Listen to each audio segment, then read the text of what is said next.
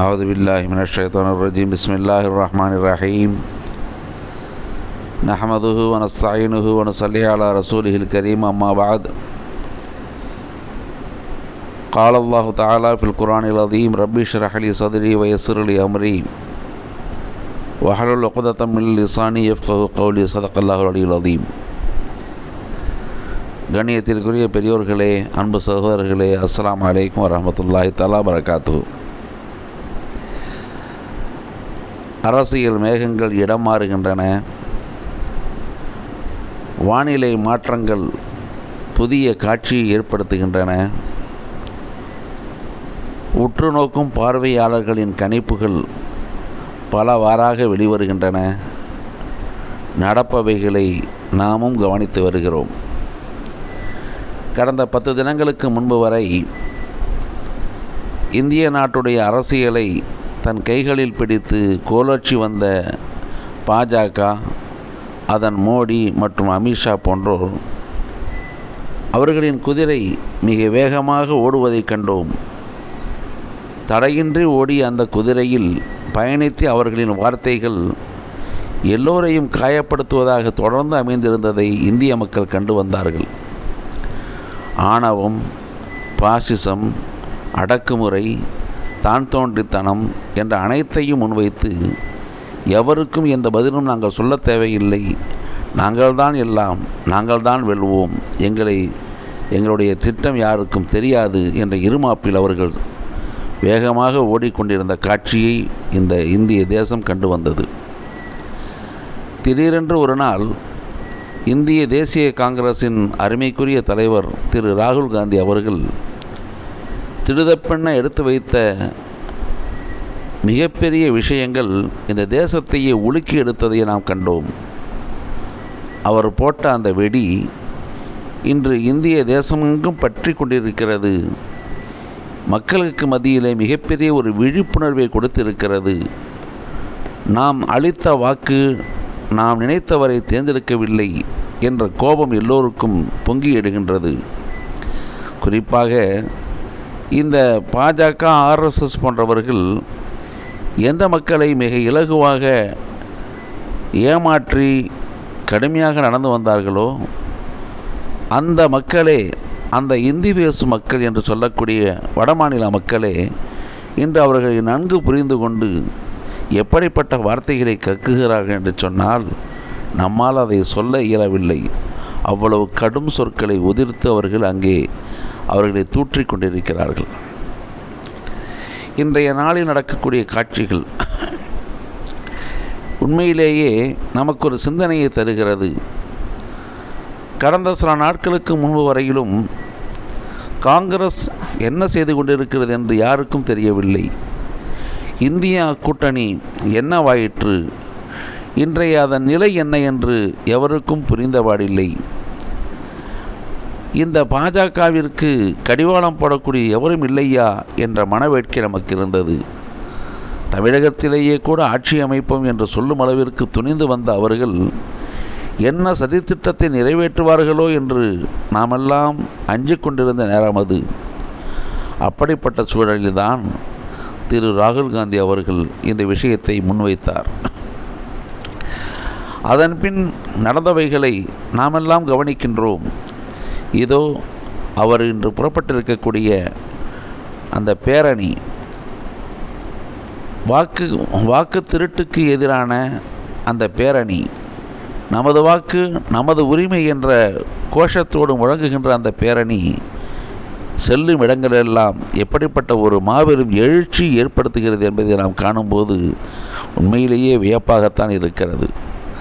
இன்று பீகாரிலே திரு ராகுல் காந்தி அவர்களும் இன்னும் தேஜஸ்வி யாதவ் அவர்களும் மற்றுமுள்ளவர்களும் கலந்து கொண்டு போகக்கூடிய அந்த ஊர்வலத்தை காணும்போது கூடியிருக்கும் பல லட்சம் மக்கள் எதிரொலிக்கும் வார்த்தைகளில் இந்த வாக்கு திருட்டு என்ற சொல்லே அதிகமாக மிகைத்து நிற்பதை காணும்போது மக்களுக்கு இந்த செய்தி போய் சேர்ந்து விட்டது என்பதை நமக்கு காட்டுகிறது.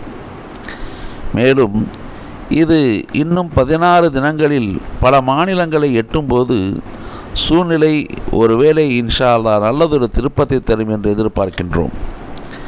மேலும் இந்த விஷயத்தை குறித்து தாமாக முன்வந்து பதிலளிக்க வந்த தேர்தல் தலைமை ஆணையர்களில் ஒருவரான திரு ஞானேஸ்வரன் அவர்கள், ஞானேஸ்வரன் அல்லது ஞானகுமார், அவர் முன்வைத்த இந்த விஷயங்கள் எல்லாம் இப்போது கேலிக்குள்ளாகி இருக்கிறது.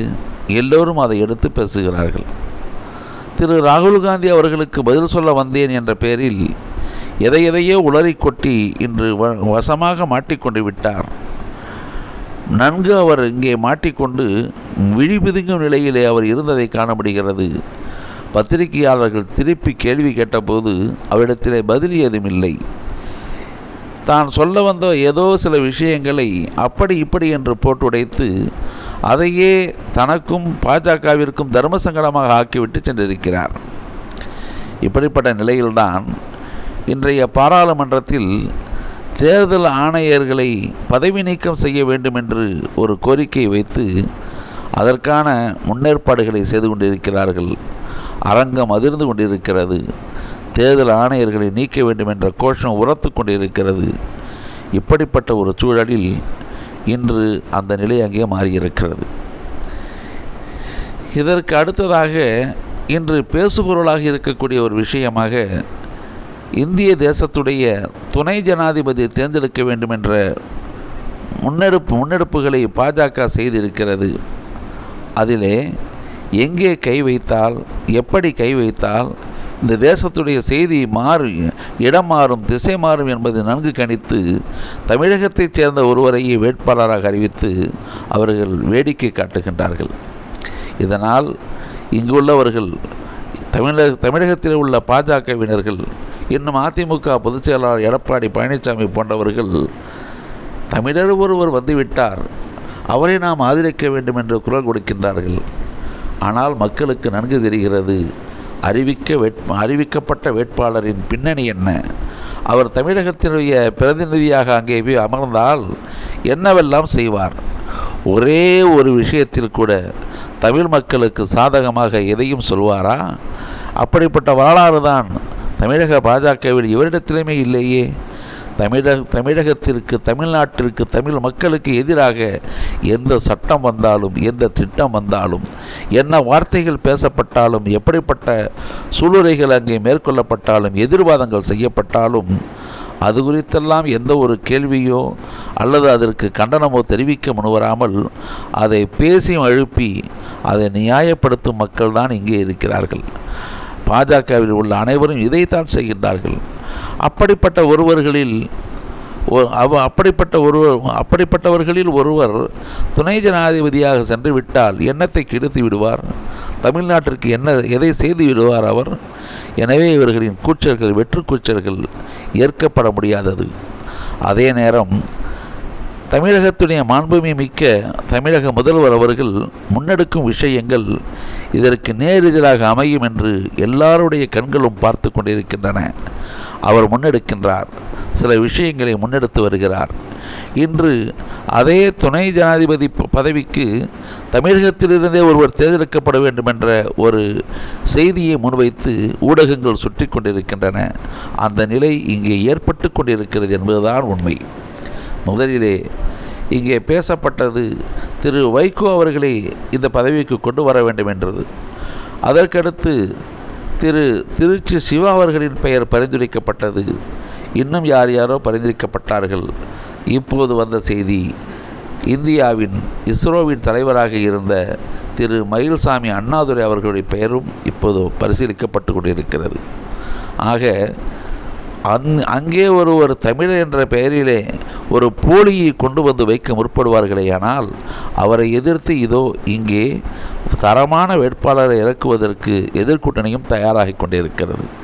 மேலும் இப்பொழுது துணை ஜனாதிபதிக்கு தேர்தல் வருகிறது என்று சொன்னால் இதுவரை அந்த பதவியில் இருந்த திரு ஜெகதீப் தன்கர் எங்கே என்ற கேள்வி எல்லோருக்கும் ஏற்பட்டிருக்கிறது. எல்லோரும் இப்போது அந்த கேள்வியை எழுப்புகின்றார்கள். தேர்தல் வரட்டும், அது வேறு விஷயம். ஆனால் அந்த பதவியில் இருந்தவர் எங்கே இப்படி ஒரு கேள்வி. அது மட்டுமல்ல, இந்திய தேசத்தின் துணை குடியரசுத் தலைவராக இருந்த ஜெகதீப் தன்கர் எங்கே? மேலும் இந்திய தேர்தல் ஆணையத்தின் தலைவராக இருந்த திரு ராஜீவ் குமார் எங்கே? இவர்கள் இருவரும் எங்கே காணாமல் போயிருக்கிறார்கள் என்று இன்றைய இந்திய தேசம் கேட்டுக்கொண்டிருக்கிறது. ஆக கடந்த சில நாட்கள் முன்பு வரை எந்தவித தகவலும் இல்லாமல், எந்த ஒரு செய்தியும் இல்லாமல், ஊடகங்களில் எந்த ஒரு பரபரப்பும் இல்லாமல் போய்கொண்டிருந்த இந்தியா கூட்டணி, குறிப்பாக இந்திய தேசிய காங்கிரஸ் இப்பொழுது விழித்து கொண்டு சலங்கை கட்டி ஆடிக்கொண்டிருக்கிறது.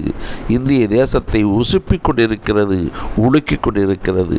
இதில் விளைந்த நன்மை என்னவென்று சொன்னால், பாசிசத்திற்கு எதிரான, இந்த பாவிகளுக்கு எதிரான, இந்த காவிகளுக்கு எதிரான குரல் இந்தியாவெங்கும் பரவி கொண்டிருக்கிறது.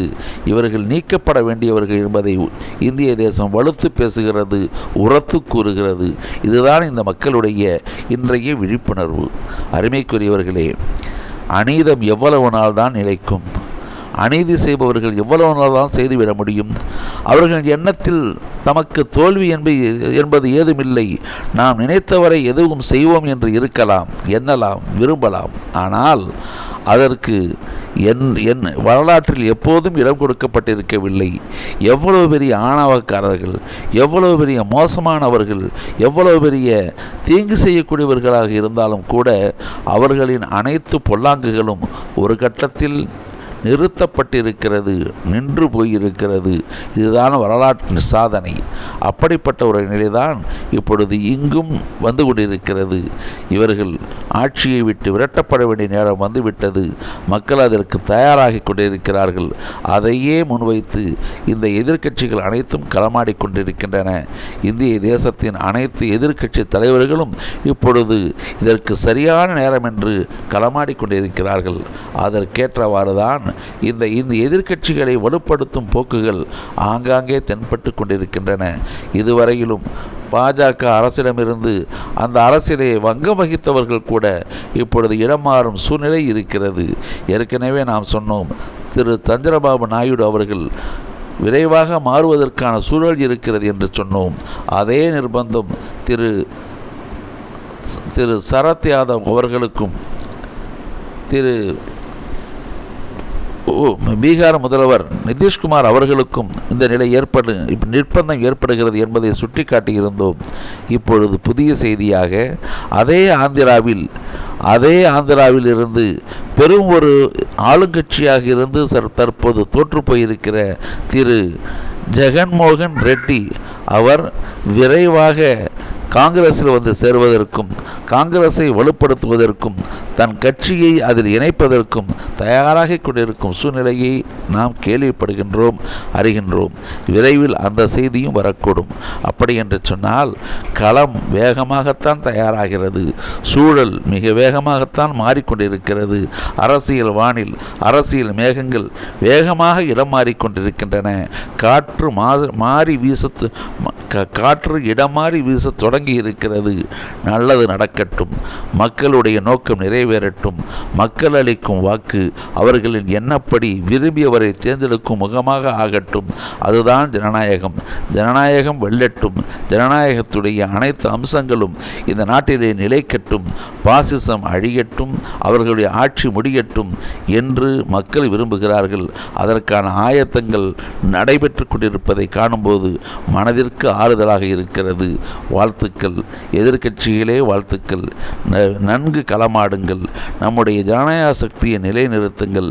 நாட்டு மக்களுக்கு, தேச மக்களுக்கு நீதியும் நியாயமும் கிடைக்கச் செய்யுங்கள். அதுதான் நமது எதிர்பார்ப்பும் வேண்டுதலும் என்று கூறி இந்த வார்த்தைகளை நிறைவு செய்கின்றேன். அஸ்ஸலாமு அலைக்கும்.